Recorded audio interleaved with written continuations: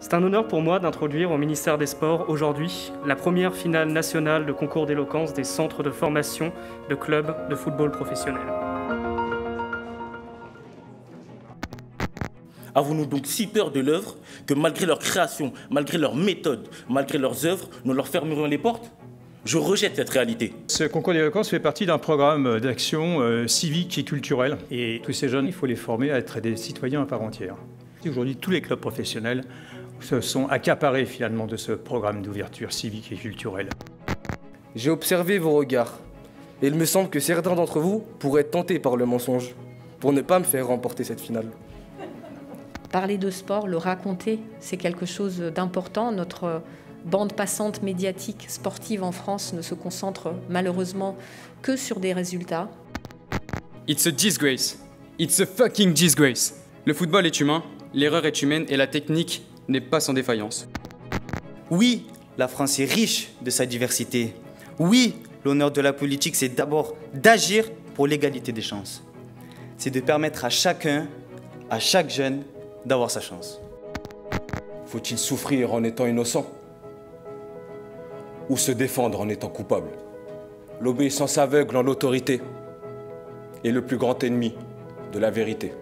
Par ce concours d'éloquence, par ces concours d'éloquence déployés au sein des centres de formation, grâce notamment à l'énergie de nos bénévoles, l'association Prométhée Éducation est heureuse d'apporter sa contribution au programme Aubaine Football Club avec une action tournée vers la prise de parole, l'esprit critique, le débat, la confiance en soi.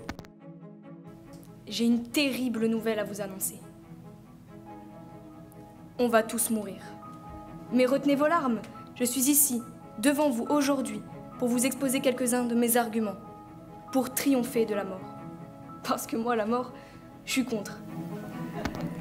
M'avez-vous trouvé performant? Apparemment, je n'ai pas été assez clair. Je répète. M'avez-vous trouvé performant? Bien, je vous avouerai que j'avais la pression. Merci. Souvenez-vous de ce public français lors de la Coupe du Monde 1998. Un public passionné, un public en larmes, un public vibrant pour son pays, sur son terrain. Prométhée Éducation est fière du travail réalisé, du chemin parcouru et des efforts déployés qui poursuivent une philosophie qui nous tient à cœur, faire de l'éloquence un levier pour éveiller les consciences. On témoigne d'une véritable volonté de la jeunesse de s'engager, d'agir, de se révolter face à l'ordre politique. S'ils peuvent agir de cette manière dans les rues, pourquoi ne pourraient-ils pas agir de cette manière par le vote? Je pense qu'il y a beaucoup plus de choses à raconter autour du sport et qui parlent de sport de votre quotidien et nous comptons sur vous pour pouvoir le faire du mieux possible. Connaissez-vous un trophée décerné au meilleur passeur européen? La réponse est non. Qui retient-on? Qui marque les esprits? Le buteur. Le travail individuel permet de gagner un match, mais c'est l'esprit d'équipe et l'intelligence collective qui permettent de gagner la Coupe du Monde.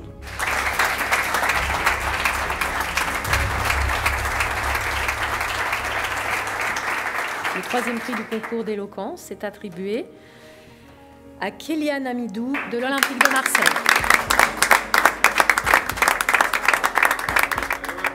Alors, premier à égalité, Lou Chiron-Allard et Rudy Cohon.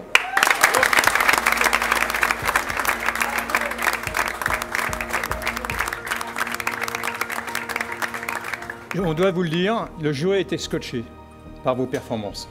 Vous nous avez émus, vous nous avez captivés, vous nous avez beaucoup réconfortés finalement sur le devenir de cette société. Vous avez montré que